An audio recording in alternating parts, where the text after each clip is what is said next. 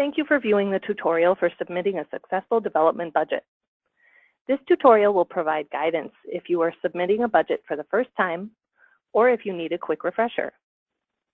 We will cover the following topics: how to prepare your budget, what should be submitted with the budget, and some common errors seen with budget submissions. Before we get started, it is important to review the agency's overall mission. Minnesota Housing provides access to safe, decent, and affordable housing and builds stronger communities across the state. The agency offers products and services to help Minnesotans buy and fix up their homes and to stabilize neighborhoods, communities, and families. It also supports the development and preservation of affordable rental housing through both financing and long-term asset management. It has pioneered a successful model for supportive housing that helps stabilize the lives of some of the state's most vulnerable citizens.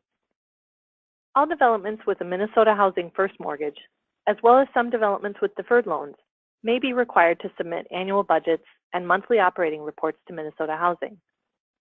You can check the regulatory agreement or the management agreement to see if this applies to your development. Annual budgets are due at least 60 days before the beginning of each new fiscal year. For properties with fiscal years following the calendar year, the due date is October 31st. If your property follows a non-calendar fiscal year, such as July to June or October to September, the due date changes accordingly. All budgets should be submitted via the secure upload tool or directly to the appropriate agency staff. The form required to submit the budget can be downloaded from Minnesota Housing's website. Go to www.minhousing.gov. On the right-hand side, under Multifamily Rental Partners, select the Management Compliance and Servicing link. This link will bring you to the Asset Management page. Under the heading Budget and Operating Reports, you can access the Budget and Reporting tool, also known as the BudRep. The first tab of the BudRep includes the instructions. Be sure to read them before you fill anything out. A few details to highlight. If a cell contains green print, you can enter data in it. If it contains black print, the cell is protected and cannot be changed. In other words, green means go. You may not necessarily complete the worksheets in the order they appear in the workbook, left to right. That is okay. This tutorial will help you navigate which cells are necessary to complete in order to populate the appropriate ones. If you have completed a budget before, please note that there have been updates to the BudRep. You must use the most current version, which is dated 6/20/2017. You can find the date in the top left-hand corner of the instructions worksheet. If your property's budget is on a template older than 6/20/2017, you will need to copy your data to the new version. To do this, open the new 6/20/2017 version and click the button titled Copy Data from a Previous Year Budget Report to this one. It will ask you to locate and open your old BudRep file. It will transfer the data automatically to the new template. If you do not use the 6/20/2017 BudRep version, agency staff may request that you submit a new budget. If your property's fiscal year does not follow the calendar year, there are special instructions included in the Instructions tab you will need to read before you complete your budget. Please read these instructions carefully and make the adjustments before you start your budget. Once you have determined that you are using the correct budget template, you are ready to prepare your budget for next year. First, go to the budget worksheet. At the top of the page, choose Create a BudRep for next year. It will ask you if you are ready to make this change. Save the workbook with a new name in order to remember this is a BudRep for the upcoming year. You will continue to fill out the existing BudRep until the last month of the fiscal year. By creating a BudRep for next year, this will not only change the calendar year on your budget, but it will also populate columns C, D, and E. Column C will be populated with the actual year-to-date income and expenses. Column D will be populated with the income and expenses projected for the remainder of the year. Column E will reflect the total of columns C and D, which will help you estimate your budget for the upcoming year. If this is the first time you are completing a BudRep for a new development, select the actual worksheet. With the following steps, the budget worksheet will be populated with the correct first month and year. First, you fill in the first month of accounting cycle. Since most developments have a fiscal year that matches the calendar year, I have filled in this field with 1 for January. If you have a non-calendar fiscal year, such as July to June, check the box Use Non-Calendar Accounting Year. Then fill in the first month of accounting cycle with 7 for July. Next, you fill in the year of first month of accounting cycle field. If you plan to start submitting operating reports as of January 1, fill in 2018. Remember to adjust the year accordingly if the development follows a non-calendar fiscal year. Now that we have the budget worksheet populated, it's time to complete the rent table worksheet. Both new and existing developments will need to complete this worksheet. With this worksheet, start by entering the property information. Remember, green means go. Where you see green print, you can enter data in those cells. Enter the property name, the development ID number, or D number, and the city where the development is located. In the yellow box, you have the option to use the rent table to calculate gross potential rent, or GPR, or to use the manual GPR entry on line 68. For developments with project-based rent assistance, such as Section 8, check the first circle, use rent table to calculate GPR. For developments without rent assistance, such as the tax credit program, where rents can change once per year, but not all in the same month, check the second circle to use manual GPR entry on line 68. I will show you how to complete the rent matrix worksheet to calculate the gross potential rent on an upcoming slide. Next, column A of the box highlighted is where you enter the most restrictive program. Detail all funding sources involved with this property and the rent limit percentage that you are required to comply with for each bedroom style. Next, column B is where you enter the rent limit appropriate for each funding source. Note that rent restrictions can change annually. You can find the most current rent limit information on Minnesota Housing's website at www.minhousing.gov. The rents included on this rent table are for demonstration purposes only and do not reflect the current rent limits. If you have questions about what funding sources apply to your development, consult with the owner. Next, column D is where you enter the number of rooms per bedroom style. How many rooms are in a one-bedroom, you ask? Look no further than the table located at the top of the page. Next, column E is where you enter the number of units for each bedroom type per each funding source. Column F is where you enter the square footage for each bedroom type. This information may be referenced in the development's regulatory agreement. If not, consult with the owner. Next, column I is where you enter the rents most recently approved by Minnesota Housing, before any rent increase you may be requesting. Next, column J is where you enter the utility allowance. Let's review how you find these numbers. How do you calculate a utility allowance? A utility allowance schedule can come from a variety of sources. For a development with rent assistance, such as Section 8, the contract administrator will provide it to you. For a development without rent assistance, such as the tax credit program, you will most often use the utility allowance schedule from your local PHA or HRA. I have had success finding these schedules on the Housing Link website, which is www.housinglink.org. Because the utility allowance can change each year, it is important to remember where you found it. Here is an example of the utility allowance schedule from the Minneapolis PHA.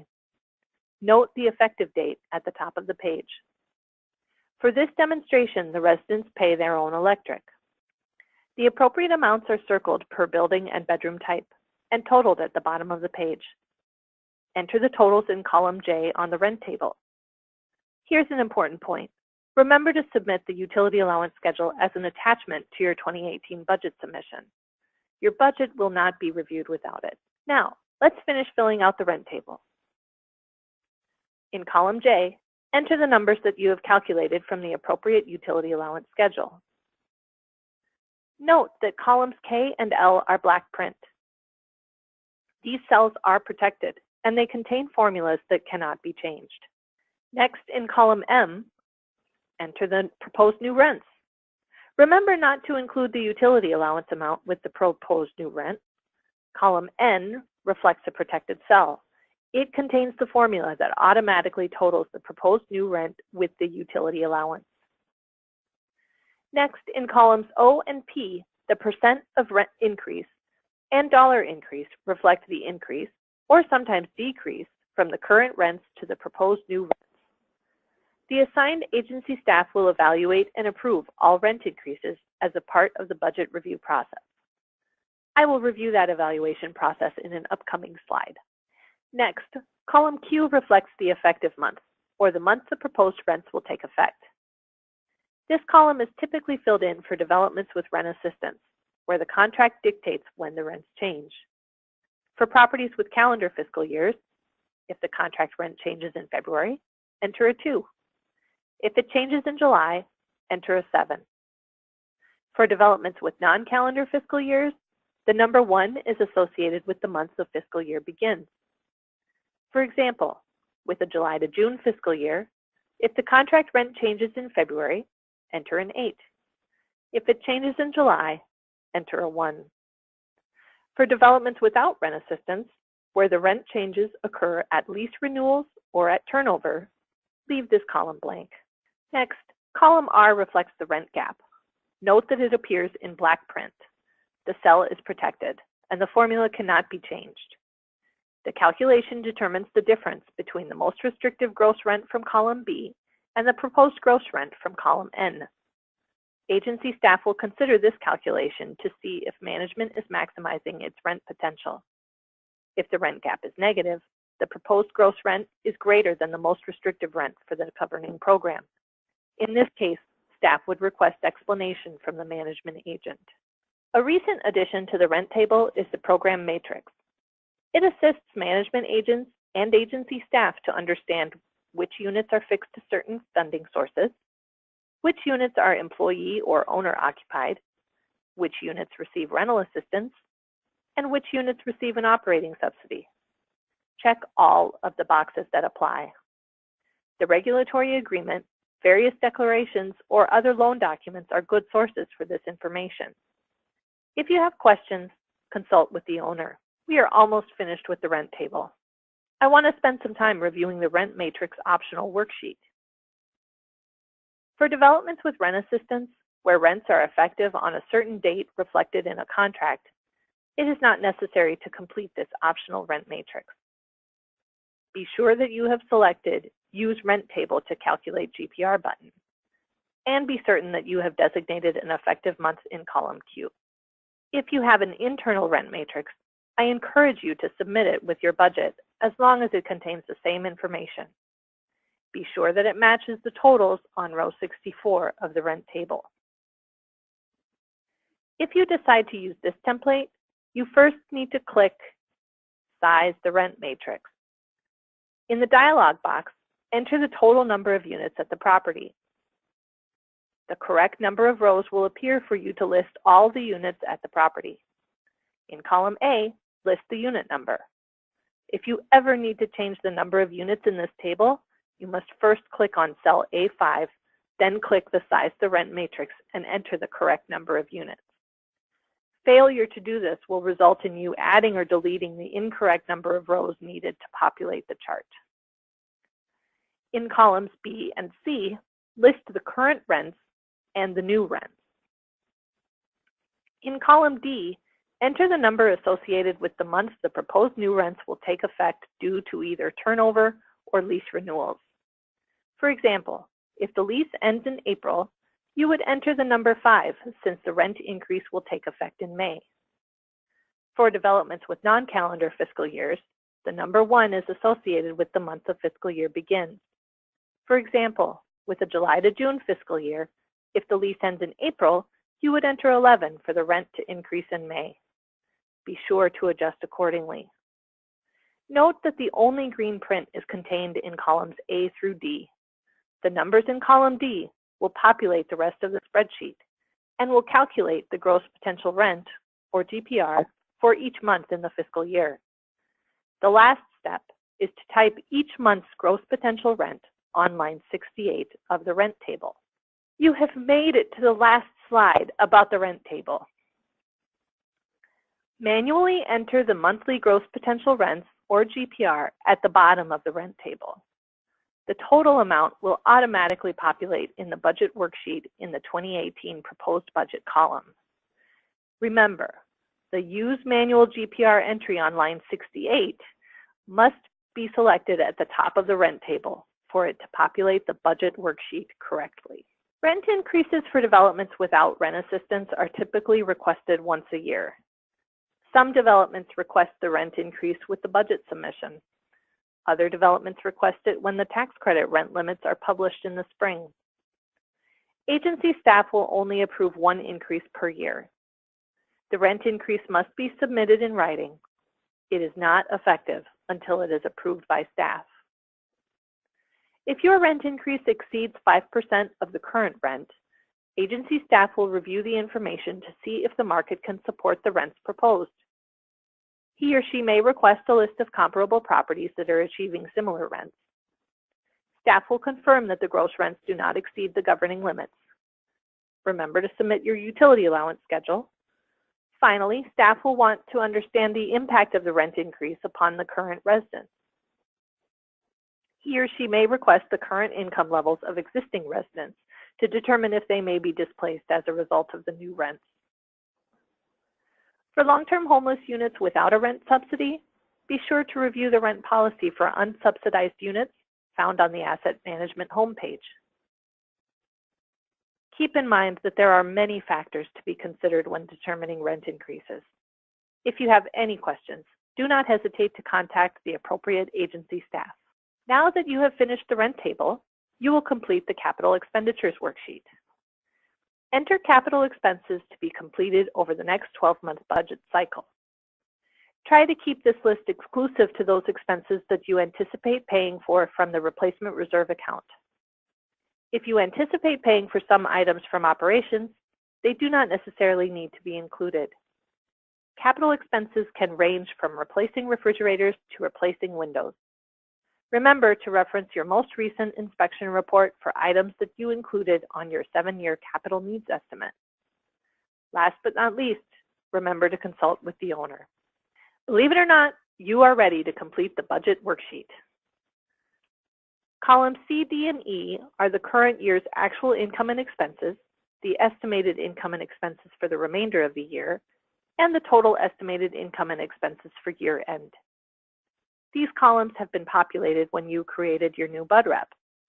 Remember, if this is your first time preparing a budget, these columns will be blank. That is okay. Next, column F is where you enter the proposed budget. Column G will calculate for you the difference between the proposed budget and the current year-end estimate. Column H will calculate the percent change from the proposed budget to the year-end estimate. Do not worry about completing column J. Agency staff will complete the approved budget column and return it to you in a BUD-REP that you can use for the upcoming year. I want to call your attention to the Budget Notes worksheet.